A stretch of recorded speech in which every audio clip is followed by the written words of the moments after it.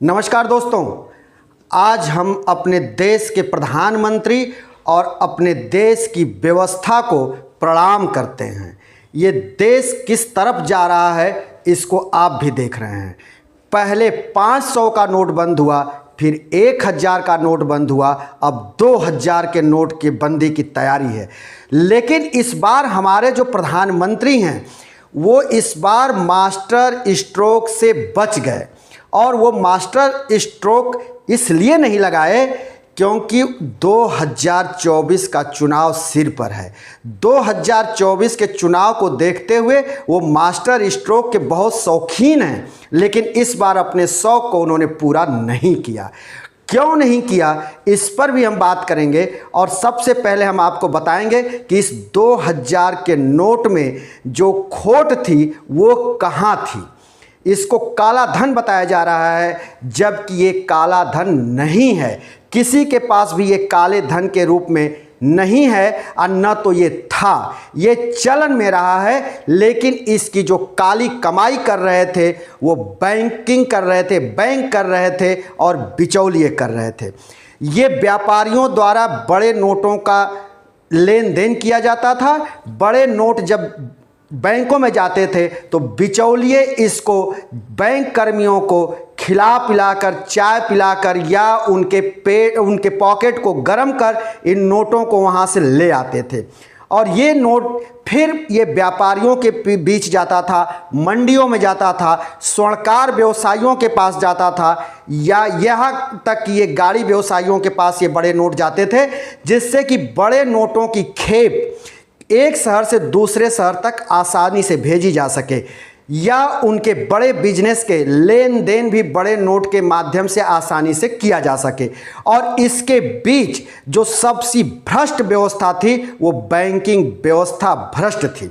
और आज भी बैंकों में जितने भी करेंसी आते हैं वो करेंसी 90% बिचौलियों के पास तुरंत पहुंच जाते हैं, और वो बिचौलिया इसको लेकर इसके ऊपर वो गोरख धंधा करते हैं, इसको बट्टे के रूप में, या इस पर जो है वो ज़्यादा पैसे लेकर के लोगों को मुहैया कराते हैं। और लोग अपने रसूख को शादी ब्याह में इसको खर्च करने के लिए इन करेंसी नोटों का प्रयोग करते हैं। और इसका बहुत बड़ा जो है एक रैकेट है, सिंडिकेट है, जो कि 1000, अगर आप 1 रुपये के नोट की भी अगर एक गड्डी लेने जाते हैं बिचौलिए से तो एक गड्डी 1700-1800 रुपये की मिलती है। 1000 नोट 1800 रुपये का।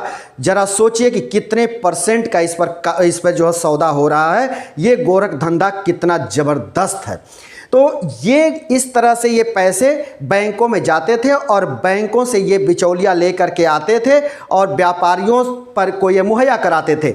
इनके पास जो व्यवस्था थी उसमें ये थी कि अगर 1 लाख रुपए का भी अगर आपको बड़ा नोट लेना है तो 2000 रुपये आपको एक्स्ट्रा देना है। अगर 10 लाख रुपए अगर आपको बड़े नोट चाहिए, 2000 के नोट चाहिए, तो आपको 5 से 7000 रुपये आपको अधिक देने पड़ते थे, जिसके बदले में आपको ये 2-2000 के 10 लाख नोट प्राप्त होते थे।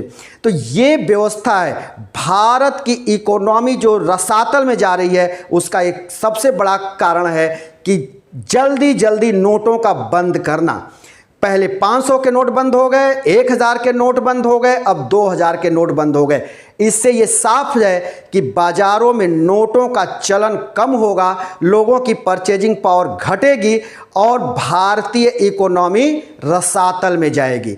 तो ये भारत की जो मौजूदा सरकार है इसकी अर्थव्यवस्था पर सवालिया निशान खड़ा होता है कि हमारे जो वित्त मंत्रालय है वो वास्तव में वो पता नहीं कौन से अर्थव्यवस्था को देख करके चल रहा है और कौन से वो पद्धति पर चल रहा है, इसके बारे में भी विचार करना जरूरी होगा। लेकिन दोस्तों ये बताना भी महत्वपूर्ण है कि ये आज की जो सरकार है कहीं ना कहीं दिशाहीन सरकार है, जिसके चलते भारतीय अर्थव्यवस्था डूबती जा रही है।